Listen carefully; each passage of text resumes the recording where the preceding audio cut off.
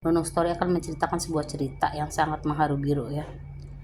Pada tahun 85-an ada seorang supir truk kontainer ya. Profesinya kok supir truk kontainer. Dia lintas Sumatera, lintas Kalimantan, lintas Bali. Yang namanya supir truk itu kan hidupnya di jalanan loh. Jadi istilahnya udah berani lah, nyalinya udah ada. Suatu malam ada telepon dadakan dari bosnya, suruh mengantarkan barang dari Jakarta ya, dari Jakarta menuju Bali. Karena dia perjanjiannya tuh beberapa hari udah ditentuin sama bosnya, tanpa pikir panjang dia setuju aja kan. Terus panggillah keneknya. Mang Ramli itu memanggil kenek, terus berhubung keneknya sakit, nggak ada ganti, jadi dia nekat. Lumayan duitnya gede, tanpa pikir panjang lagi, lumayan buat biaya lahiran istri saya. Mang Ramli berangkatlah ke Jakarta ngambil barang ya, untuk dibawa ke Bali. Berhubung dia kejar waktu tanpa pikir panjang, dia lupa bawa ban cadangan. Jalanlah dia dari Jakarta menuju, akhirnya lewat Alas Roban. Entah kenapa ya, dari awal dia mau berangkat itu anak pertama itu nangis saja muring, istrinya batuk-batuk, muntah, pokoknya kayak ada semacam firasat untuk melarang Pak Ramli itu untuk berangkat ya. Tapi karena terdesak kebutuhan ekonomi tanpa pikir panjang, dia pikirkan cuma sakit biasa ya, ditinggalkan. Permisi sama istrinya, langsung pergi kan. Karena sendirian dia ya, jalan terus. Pas masuk Alas Roban, tengah malam loh, tiba-tiba itu ban meleduk, pecah ban ya. Pecah ban, oleng, terus berhenti tengah jalan. Dia bingung loh, dia mau keluar malam, sekitar jam 2 malam, nggak keluar. Dia buru-buru, dia tengok, leher udah mulai merinding lur, tangan udah bulu kuduk itu pada diri kabeh bulu. Apa pikir panjang ya, dia ambil senter, keluar lah. Terus bawa semacam parang itu, jaga-jaga ada hewan buas ya lur.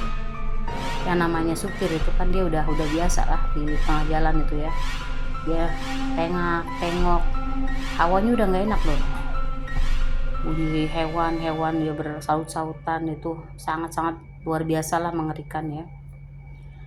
Terus dia lihat bannya bolong tuh. Dia bingung, ban itu kan udah beberapa hari lalu diganti yang baru ya lur. Tapi kenapa rusak? Dilihat nggak ada paku, nggak ada apa ya. Dia bingung. Terus dia lupa ban serepnya ketinggalan satu tuh. Jadi dia mau nggak mau kan masuk lagi ke dalam mobil itu. Naik ke atas, dia nunggu ya. Nunggu ada bantuan lewat. Setengah jam nggak datang mobil lewat. Terus sejam, sekitar jam 3. Udah setengah ngantuk dia ya, udah setengah pasrah juga. Udah lapar perutnya. Dia lihat sekitar kurang lebih 20 meter ada warung. Pecel ayam Lamongan. Kelihatannya pecel ayam Lamongan. Itu rame banget lur, rame minta ampun. Akhirnya rame gitu ya, kedengeran suaranya ngakuk. Yang namanya lapar ya, tanpa pikir panjang dia keluar. Jalan. Terus masuk kan ke tenda itu. Terus ditanya lur, Bapak mau makan apa? Pecel lele pak. Terus dia tanpa curiga ya, dia melihat bapak-bapak pelayannya sama ibu-ibu pelayannya itu nggak ada ekspresi gitu.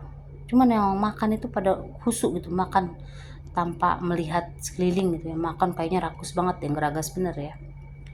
Cuman hati kecilnya Pak Ramli itu agak was-was juga.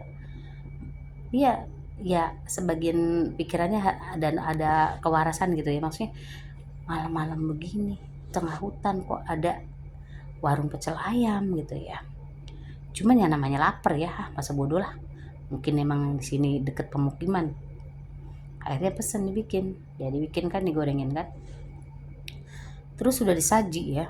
Tiba-tiba ada kakek-kakek masuk.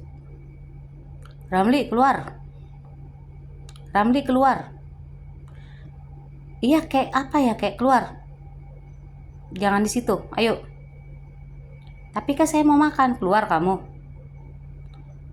Terus tapi saya ntar Pak, kayak saya makan dulu, keluar kamu. Mau nggak mau keluarlah Ramli itu. Begitu keluar dari tenda, ya sebelum keluar itu kan ya kayak apa namanya, kayak pelayannya itu kakek-kakek ya bapak-bapak sama ibu-ibu itu terus melotot melotot menggeram gitu ya. Kamu mau kemana? Keluar Ramli, keluar. Karena ditarik sama kakek-kakek itu dia keluar ya. Terus cepat naik mobil katanya. Jalan. Ada apa, kayak ada apa? Naik ke mobil. Dia jalan terus ya. Akhirnya naik ke mobil. Begitu dia nengok ke depan, kakek-kakek ke belakang ya, kakek-kakek itu hilang. Terus tenda yang tadi nggak ada. Tenda yang segitu ramenya langsung hilang, langsung gelap gulita. Pak Ramli itu kan kaget, itu siapa, itu apa, kok tadi warung segitu ramenya kok hilang. Terus terdengar seluruh ketawa bersaut-sautan, ketawa ya memangkakan telinga loh, luar biasa loh. Itu Pak Ramli segitu beraninya, takut luar biasa loh, naik gemeter lembut, pokoknya dia istighfar mulu loh. Dia sadar, oh jangan-jangan itu makhluk halus, jangan-jangan itu setan merkayangan, jangan-jangan. Dia langsung berdoa sebisanya lur, berdoa terus, berdoa terus, berdoa terus. Di kuping dia tuh dia denger lur, Ramli, selawat Ramli, selawat Ramli, selawat Ramli, terus saja gini, selawat Ramli, kamu mau ditumbalin nama bosmu Ramli, selawat Ramli, selawat terus saja. Akhirnya diselawat terus sampai bunyi ya, bersautan ayam hutan itu ya berkukuruyuk ya. Berarti kan sekitar kurang lebih sekitar jam 5 pagi ke atas ya.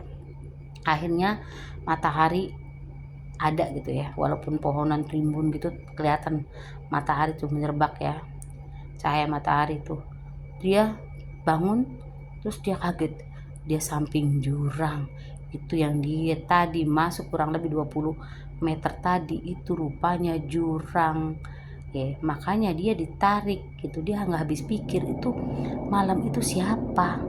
Terus dia ingat, kamu Ramli mau ditumbalin sama bosmu Ramli, kamu Ramli mau ditumbalin sama bosmu Ramli. Dari pagi itu dia udah takut luar biasa. Dia langsung bismillah terus selawatan terus, lama-lama ada mobil lewat, truk juga. Terus mobil truk itu berhenti. Bapak kenapa? Saya pecah ban mas, gini. Akhirnya ya udahlah saya dibantulah sama kernetnya sama sopirnya itu. Kan namanya persaudaraan driver itu biasanya kuat ya lur. Akhirnya dibantu sama driver sama kernetnya itu. Terus Pak Ramli tuh saking gak kuatnya dia cerita sama kenek sama supir itu. Terus supir itu, alhamdulillah Pak, berarti Bapak tuh diselamatin, Bapak tuh gak kena tumbal Bapak. Coba Bapak dari rumah bawa apa Pak?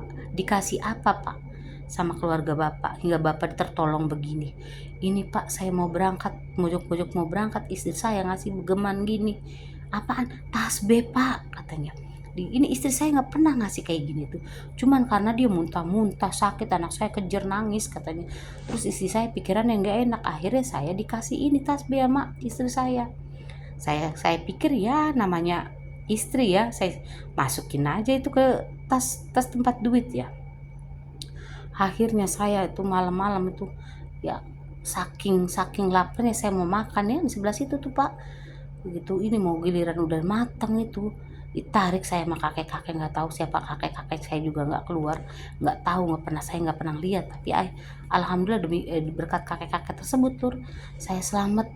Akhirnya tuh yaudah Pak, kita berangkatnya bareng-bareng. Bapak mau kemana? Saya mau ke Bali, mau nganterin barang ini. Udah, terus dia bilang gitu sama si driver yang satunya lagi, Pak, kalau emang Bapak bener dapat wangsit begitu dari kakek-kakek tersebut, Bapak secepatnya mengundurkan diri, jangan kerja lagi sama bos Bapak Pak. Kalau kayak gitu Bapak berarti udah diincer Pak. Percaya nggak percaya Bapak harus nurut itu Pak. Itu namanya wangsit Pak. Terima kasih Pak. Akhirnya iyalah dia langsung terus saja ya, karena bukan patroli ya, beriringan sama driver yang nolongin tadi. Sampailah dia masuk ke Bali dan kembali lagi ke rumah dengan sehat selamat.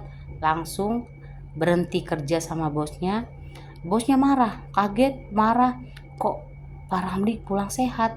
Terus Pak Ramli nggak ngomong apa-apa, cuman saya berhenti Pak, saya udah nggak mau jadi supir truk lagi, cuman kayaknya dilarang gitu, dengan dia bilang alasan mau dinaikin segala macam gajinya. Cuman Pak Ramli udah nggak mau lagi karena emang udah takut ya, udah trauma ya. Akhirnya dia berhenti tuh dari kerjanya, dari bosnya itu ya, pulang. Terus dia cerita sama istrinya bilang, bener Pak, lagi Bapak berangkat itu Pak, di sini Pak bau amis banget Pak, makanya saya dapat tasbih dari Bapak saya tuh saya kasihin Pak biar buat pegangan Bapak Pak. Akhirnya berpelukanlah Pak Ramli sama istrinya tuh Lur. Alhamdulillah sampai hari gini masih sehat, cuman istrinya sudah tidak ada, anaknya sudah tidak ada. Ini kisah dari bapak saya almarhum. Terima kasih Lur, untuk kedepannya Lur, subscribe channel saya Lur, biar dapat cerita-cerita lagi terusnya Lur. Ya, dukung channel saya Lur biar menjadi besar Lur. Terima kasih.